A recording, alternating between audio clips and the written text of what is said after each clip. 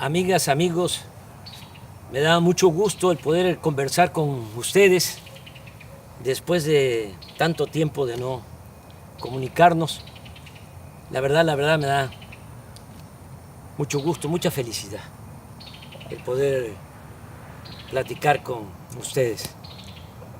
Como saben, entregué la banda presidencial a nuestra compañera, amiga, extraordinaria presidenta Claudia Sheinbaum el 1 de octubre del año pasado. Hace un año y ya cerca de 2 meses.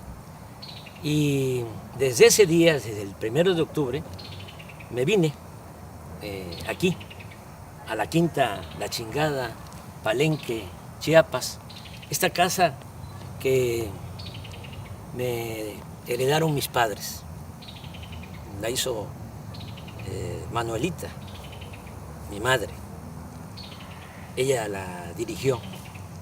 No es un rancho, no es un latifundio, es una hectárea y un poco más. 12, 13,000 metros cuadrados. Y decidí venirme e iniciar una vida nueva porque me retiré de la política activa, de la práctica política. No es una simulación. Estoy jubilado. Entonces, imagínense ustedes después de cerca de 50 años de lucha ininterrumpida, lo difícil que pudo ser el decir, se acabó, cortar de tajo toda mi actividad pública, política, casi 50 años, porque empecé en 1975, 76 trabajando con los indígenas chontales en Nacajuca. Luego en 1977 fui director del Instituto Nacional Indigenista en Tabasco. Ahí aprendí a trabajar para la gente humilde, para la gente pobre. Tan es así que en mi expediente en Gobernación, en 1979, hay un reporte del temible policía Nazar Haro, acusándome que era yo comunista, porque estaba defendiendo, apoyando, trabajando por los pobres. Así comencé y así terminé, porque concluí mi mandato como presidente y logré, junto con millones de mexicanos, ustedes y muchos, algunos ya se nos adelantaron, pero logramos el inicio de una transformación. Llevamos a la práctica el ideal de que por el bien de todos, primero los pobres. ¿Cómo no voy a estar contento? ¿Cómo no voy a estar feliz? Yo siempre he sostenido que la felicidad se obtiene cuando uno trabaja, lucha, procura la felicidad del prójimo. Entonces es cuando ya tenemos bienestar espiritual, bienestar del alma, felicidad. En el gobierno que dirigí, en 6 años, a pesar de la pandemia, con todos los daños, con toda la tristeza que nos dejó esa pandemia de COVID, 2 años muy difíciles, por el dolor y también porque se nos cayó la economía. Bueno, a pesar de eso, en el tiempo que estuve en la presidencia, salieron de la pobreza 13,400,000 mexicanos. Lo voy a repetir, 13,400,000 mexicanos.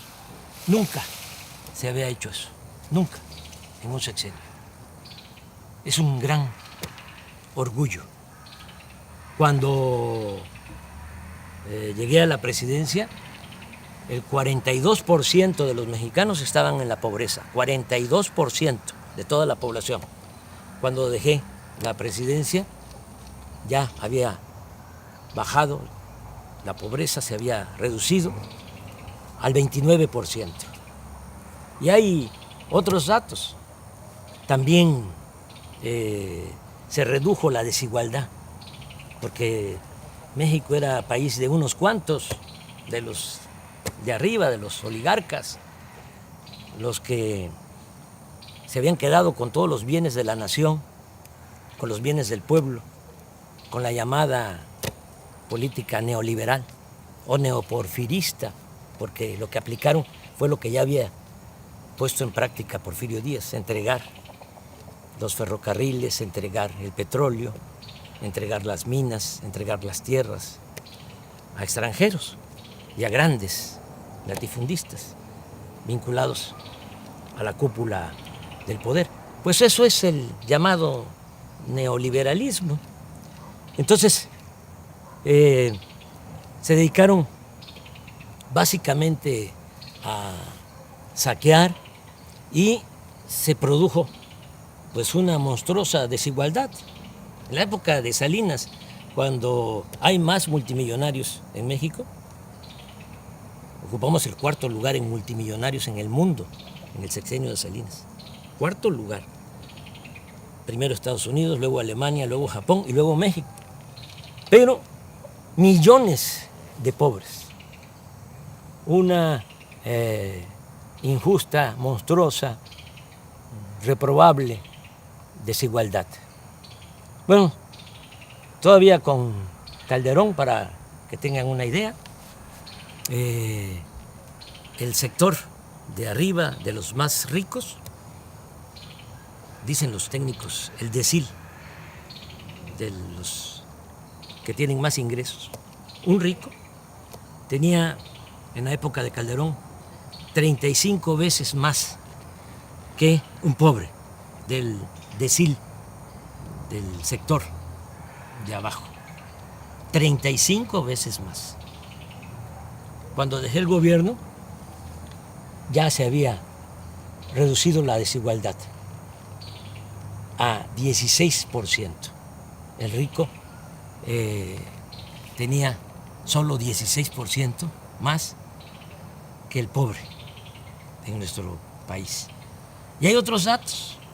En el tiempo que fui presidente, los ricos que no les fue mal obtuvieron ingresos a pesar de la pandemia, obtuvieron ingresos del 4%, es decir, incrementaron sus ingresos en 4%, los ricos.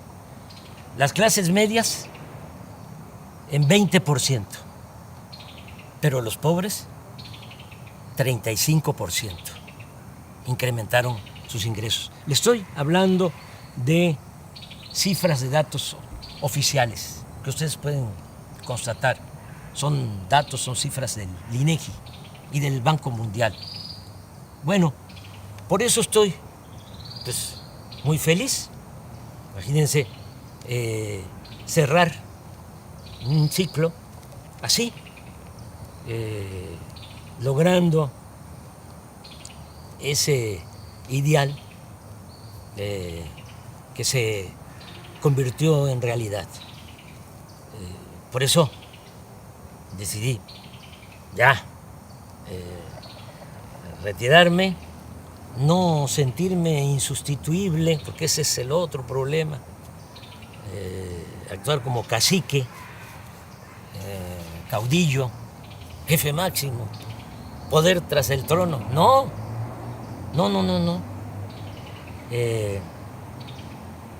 Hay que hacer valer la democracia y nosotros en nuestro movimiento, este movimiento impulsado por millones de mexicanos,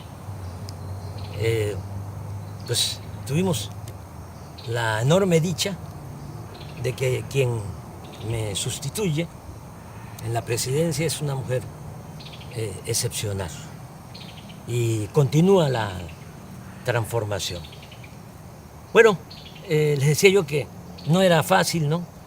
Es decir, hasta aquí y me voy a dedicar a otra cosa. Pensé a qué dedicarme y decidí dedicarme a hacer teoría, a escribir. Siempre he sostenido que la política es pensamiento y es acción. Yo sí, desde luego, que pensaba y tengo ideales, tengo principios, que eso es lo que me mueve, pero fundamentalmente fui un hombre de acción en mi quehacer público, político. Y ahora estoy escribiendo, estoy haciendo teoría. Es teoría y práctica la política. Pues ahora no estoy en la praxis, no estoy en la práctica, estoy en la teoría. ¿Haciendo qué? Bueno, pues fundamentando lo que hicimos. ¿Cómo le llamamos a lo que se está aplicando en México? Ya sabemos que existe el neoliberalismo, decían que no había de otra, claro que sí hay de otra. El neoliberalismo es el robo descarado, es el gobierno de una minoría, es el gobierno al servicio de un comité de potentados. Eso era el gobierno antes del inicio de la cuarta transformación en nuestro país. El pueblo no les importaba. Pero, ¿qué fue lo que nosotros hicimos y cómo lo vamos a conocer? ¿Cómo se va a llamar? ¿Cómo se bautiza? Entonces yo he propuesto que sea humanismo mexicano. Y el humanismo mexicano tiene dos pilares. Uno es el cultural, la grandeza cultural de México. Como decía el maestro Bonfil Batallas, el México profundo, las civilizaciones olvidadas, negadas. Y eso es lo que nos da nuestra fortaleza, eso es lo que nos da nuestra identidad, nuestra democracia, nuestra idiosincrasia, el México profundo. De ahí venimos y quise trabajar sobre la historia cultural de México, porque la historia que nos han contado desde hace siglos es una historia falsa, simulada. Y el otro pilar del humanismo mexicano, pues es la fecunda historia política. Ese es el siguiente trabajo. Ya les presento el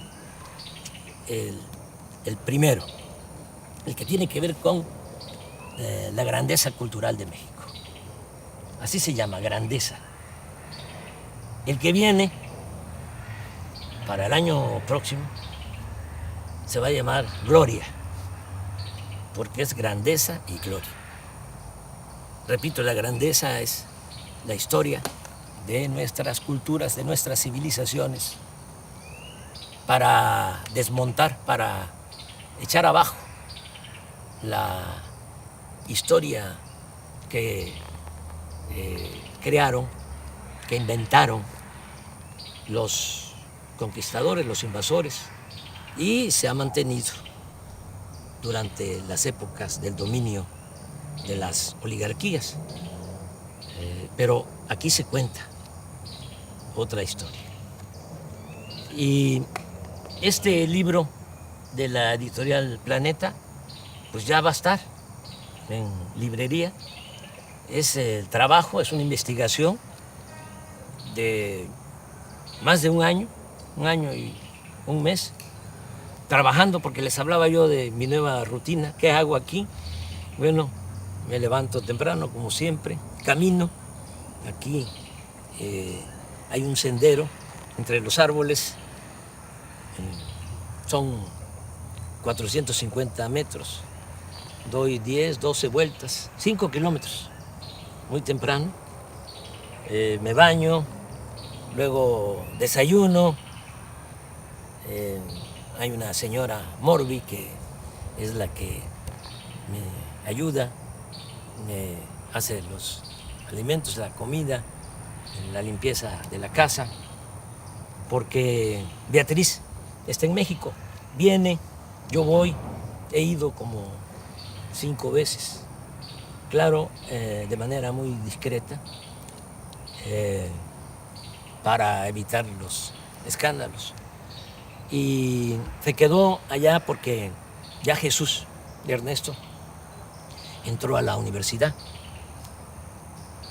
y pues tiene que estar ahí, pendiente. Ya ustedes saben cómo somos en México, cómo son nuestras familias. Aunque Jesús ya tiene 18 años, pues ahí está con la mamá, es hijo único. Yo tengo 3 hijos mayores de mi finada esposa Rocío y Jesús con Beatriz. Y claro, nos hablamos todos los días.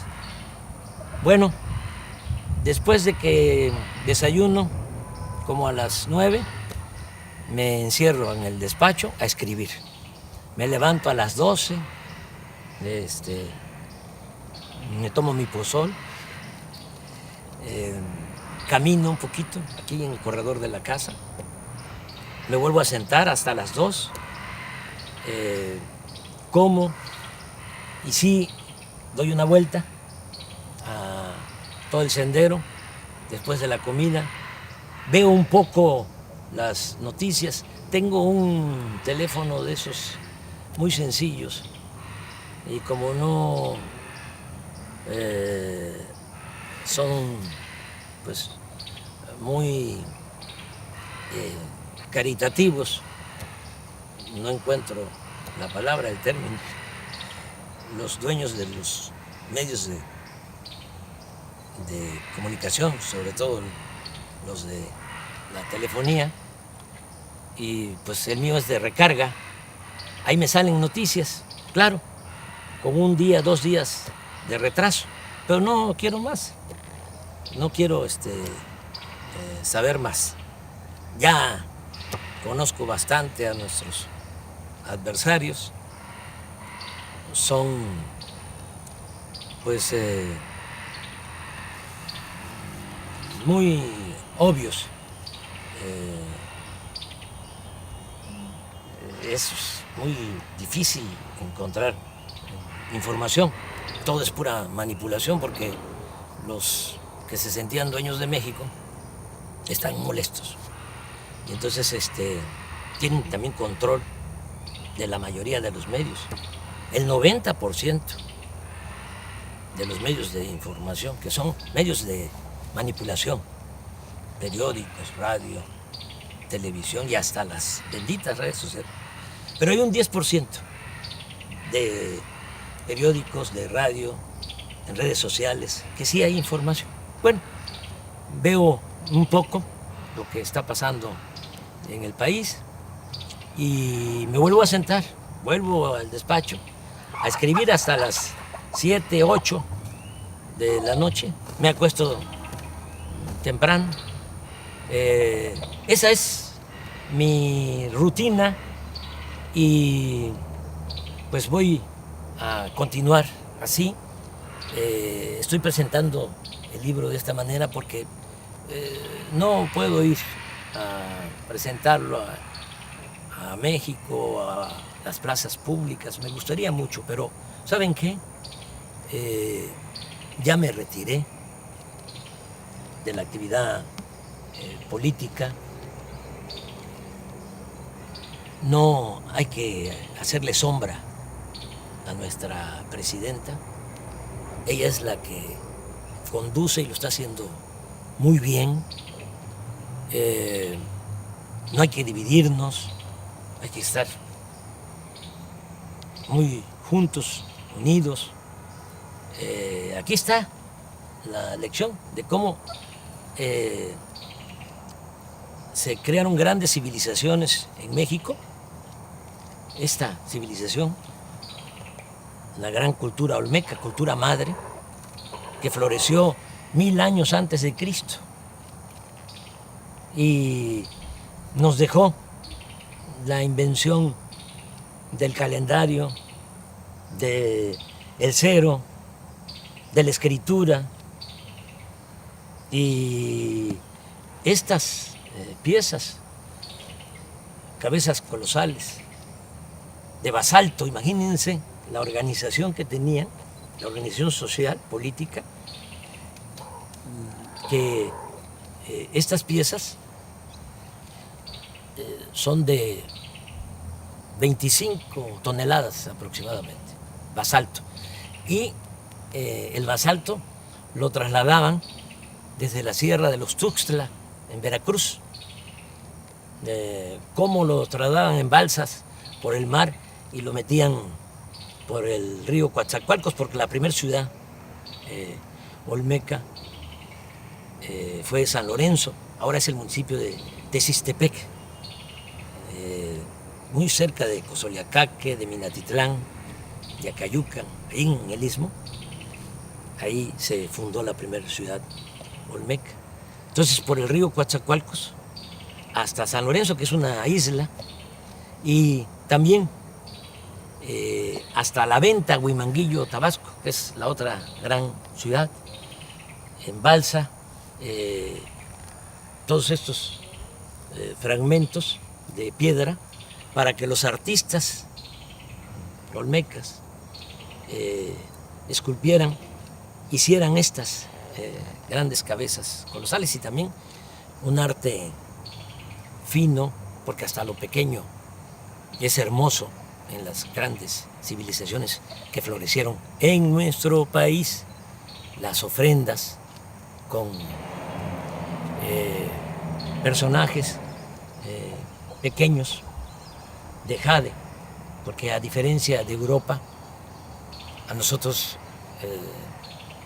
nos gustaba más, a nuestros antepasados, el jade que el oro. Lo que ponía loco a los europeos y a los españoles era el oro. Por eso fue la conquista, porque traían hambre de oro, codicia de oro. Cortés una vez señaló, porque le preguntaron cuando Moctezuma les entrega a él y a sus huestes oro. Entonces los soldados conquistadores empezaron a gritar y a brincar, dice la crónica, como monos. Entonces le preguntaron a Cortés que por qué les importaba tanto el oro. Aquí el dinero, la moneda era el cacao, y desde el punto de vista artístico, cultural, era el jade. Y la respuesta de Cortés fue: porque nosotros tenemos una enfermedad del corazón que solamente se cura con el oro. Entonces, era otra cosa.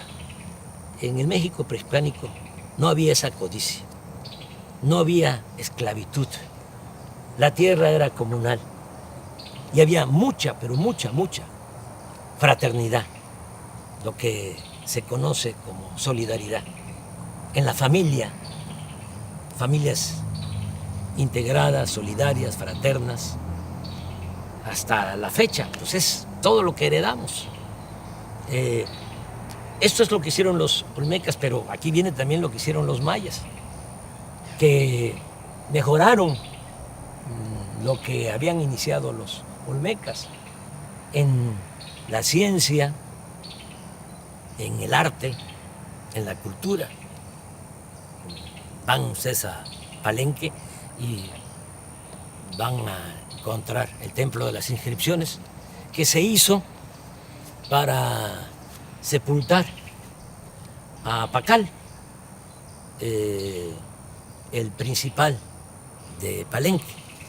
Como ya se pueden descifrar los jeroglíficos, ya se sabe que ese personaje se llamaba Pacal, pero imagínense, hacerle un gran monumento, una pirámide. Primero la tumba, con una lápida bellísima, y después de la tumba, el templo de las inscripciones, monumental. Vean eso y vean también en Palenque cómo desviaron un arroyo para meter agua, un acueducto embovedado por en medio de la ciudad.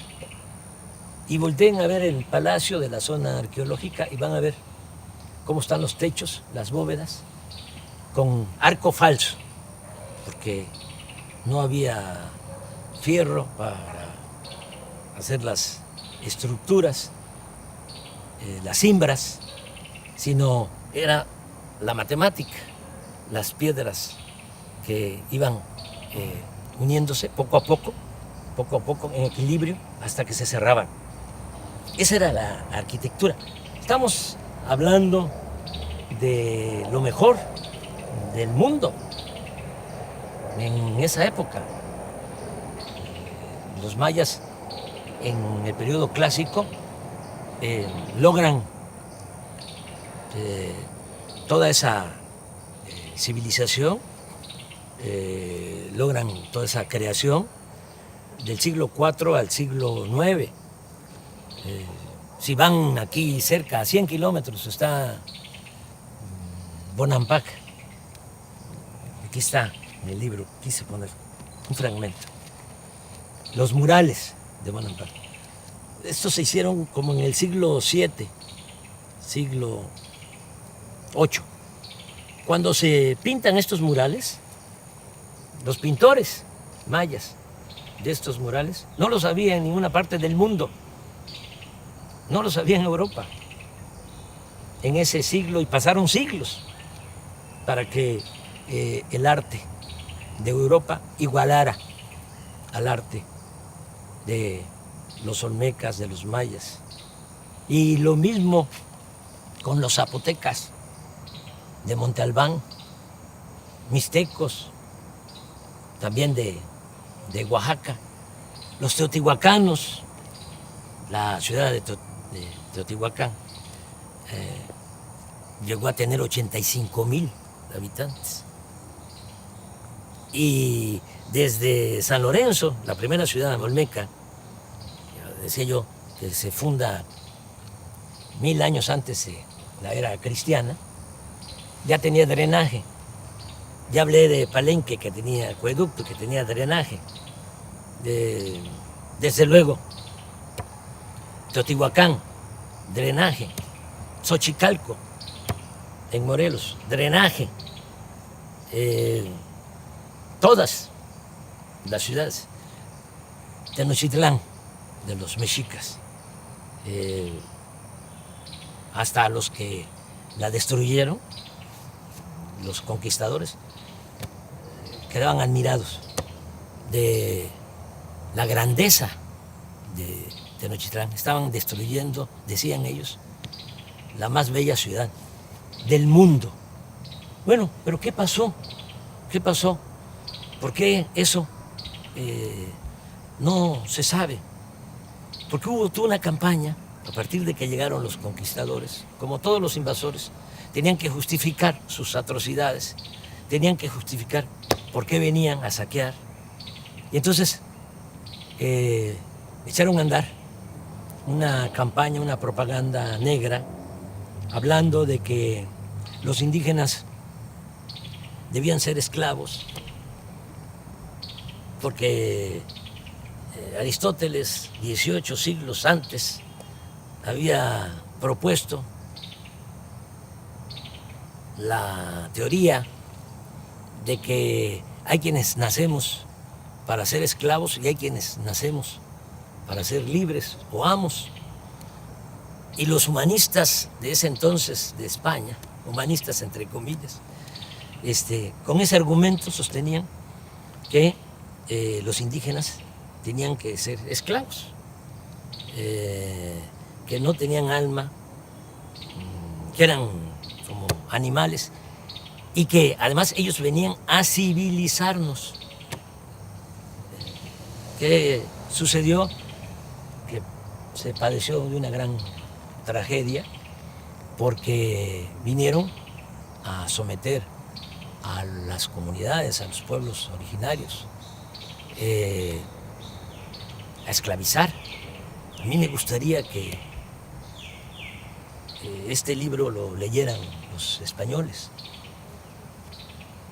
porque aquí van a ver cómo marcaban, erraban con el fierro del rey en el rostro a los indígenas para esclavizarlos.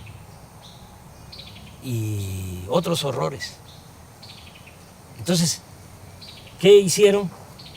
Pues echaron a andar toda una campaña diciendo, son bárbaros, son salvajes, pero además hacen sacrificios de sangre, arrancan los corazones, los exponen, los ofrecen a los dioses. Todo eso es pura mentira y eso lo demuestro. No hubo sacrificio. Cortés dice, ese fue el que creó todo. Y los frailes, sobre todo Motolinia, hizo la cartilla de las mentiras. Aquí van a encontrar. Y todos copiaron hasta la fecha. Hay muchos incluso profesionales de la ciencia social, arqueólogos, antropólogos, sociólogos, filósofos, historiadores, que sostienen eso, esa gran mentira. Cortés dice que en 3 días en Tenochtitlán le sacaron el corazón a 8,000 personas, en 3 días. ¿Cómo es eso? Van a sacrificar 8,000. Bueno, pero todavía un fraile, Durán, habló de 80,000 en 4 días. 80,000 que les sacaron el corazón, todavía bullendo, dice, para ofrecerlo a los dioses. Motolinia, también 80,000. Aquí sostengo que eso ni en Europa, porque Darwin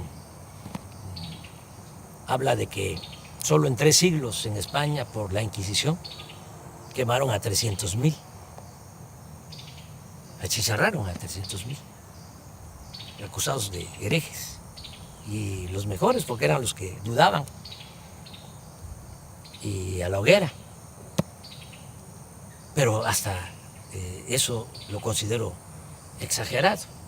Pero aquí se fueron con eso y se fueron también, inventaron de que éramos, nuestros antepasados, caníbales, que comíamos carne humana.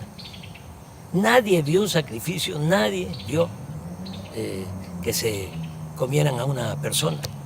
¿Cómo es que en la toma y el cerco de Tenochtitlán, de 75 días que la gente se estaba muriendo de hambre, porque Cortés mandó a cortar el agua, el acueducto de Chapultepec hacia el Templo Mayor, hacia el centro de Tenochtitlán? Lo mandó a destruir y además con los indígenas aliados que querían quitarse el yugo de los mexicas, pero inocentemente se pusieron un yugo más grueso, un yugo mayor. Bueno, bloquearon la entrada de alimentos y todo. Y si se estaban muriendo de hambre, ¿por qué no? Se comían entre ellos. Nada, pura mentira. Y esto es lo que trata el libro. Pero lo más interesante es que en otras partes, lamentablemente en el Caribe, por ejemplo, exterminaron con los indígenas, acabaron con los indígenas. En Estados Unidos lo mismo, es hasta horroroso, ¿no? Repetir lo que decía un general, o le atribuyen a un general, Sheridan, que decía, todavía en el siglo XIX, aquí estamos hablando del XVI, del XVII, del XVIII, hasta principios del XIX, todo lo que fue la colonia, 3 siglos. Pero allá en Estados Unidos, en el XIX, hace menos tiempo, le atribuyen a Sheridan el que dijo que el mejor indio era el indio muerto. Hubo exterminio. Entonces, aquí, ¿cómo se salvaron los indígenas? Claro, cuando llegaron los españoles, hay quienes calculan que lo que es México ahora estaba habitado por 15, 25 millones de personas. 15 o 25 millones de personas. Terminando el siglo XVI, 75 años después de la toma de Tenochtitlán, la población de México era ya de 2 millones, porque nos trajeron también la viruela y se diezmó la población. Se redujo la población a un 10%. Una gran crisis demográfica. Y encima de eso, la explotación, la esclavitud. Entonces, ¿por qué se salvan los indígenas mexicanos? Porque muchos, incluso los mismos frailes, que vinieron a la conquista espiritual, decían que iba a desaparecer la cultura o las culturas indígenas, que iban a desaparecer.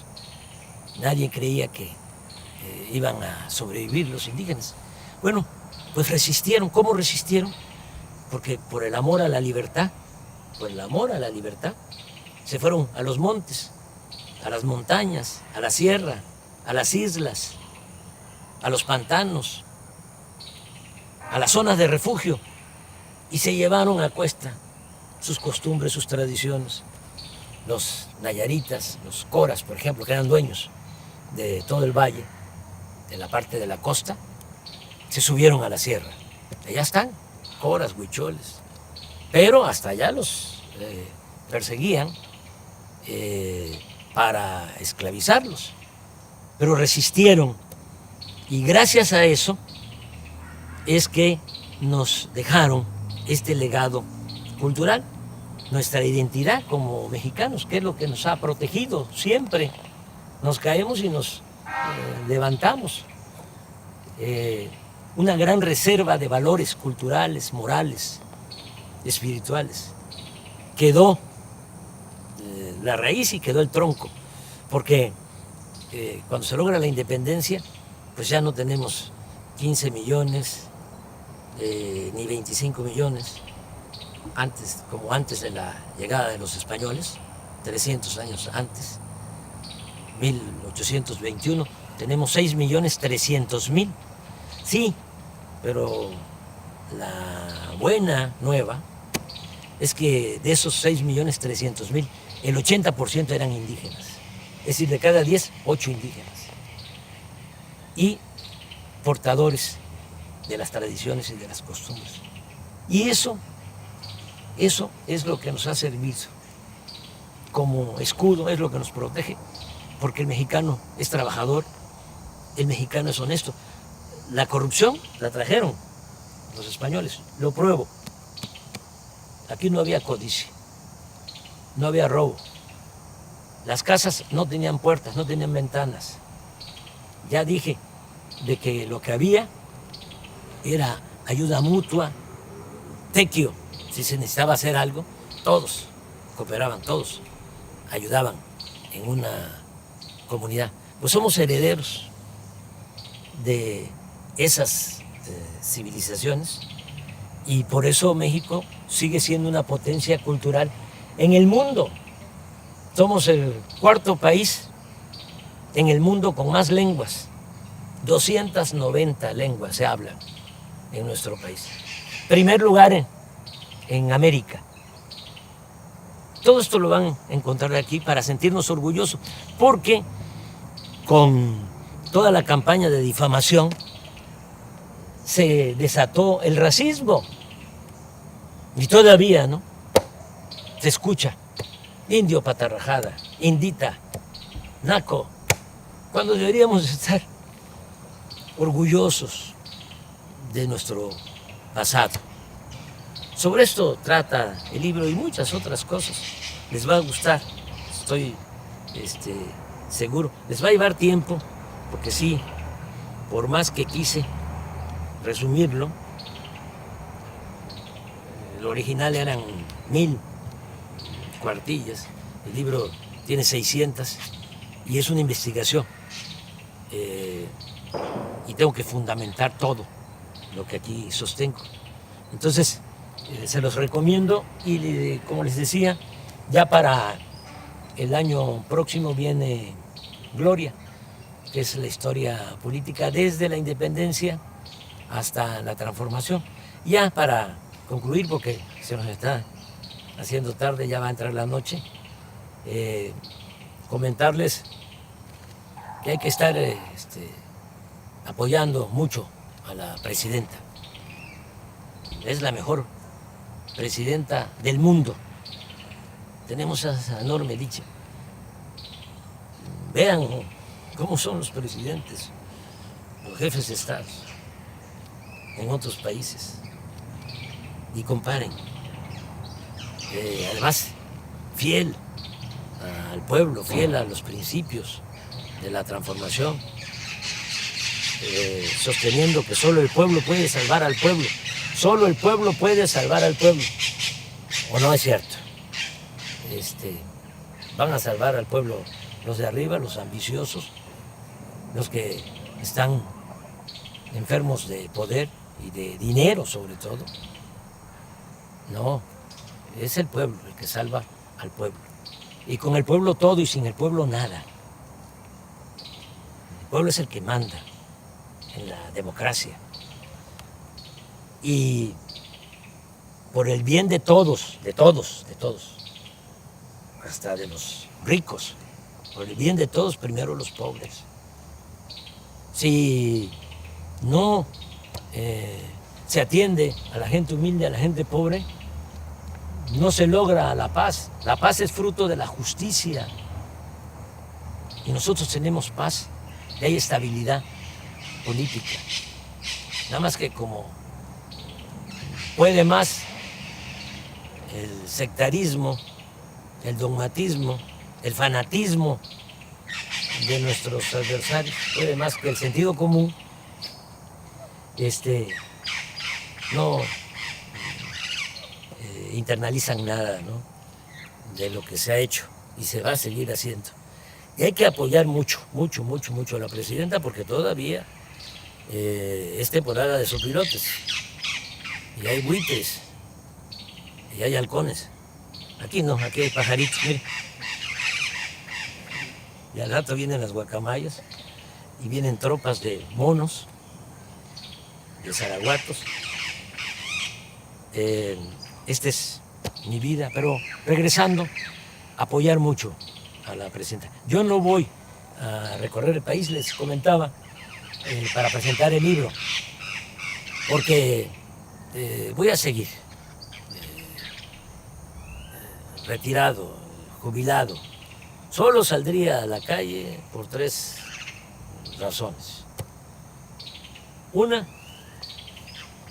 si atentaran contra la democracia, como lo hacían antes, decían los grandes fraudes, ¿no?, los potentados, los oligarcas, con los corruptos, para que el gobierno estuviese a su servicio. Y eso ya no se puede permitir, de ninguna manera, porque para el pobre tiene un significado distinto la democracia. Para el pobre la democracia es la sobrevivencia, es poder mantener a la familia, tener ingresos para garantizar la salud, el estudio de los hijos.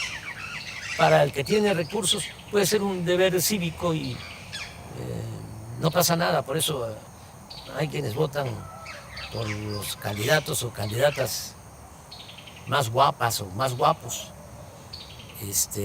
Pero para el pobre es su sobrevivencia. Les estoy diciendo que es la mejor presidenta del mundo, Claudia Sheinbaum, y un conservador, seguramente ahorita sí ve esto que estoy diciendo, escucha esto que estoy expresando, diría no. El mejor presidente del mundo es el de la mano dura, una mezcla de Franco con Pinochet, con Díaz Ordaz, con Salinas, que convierta al país en una cárcel. Ese es el que necesitamos.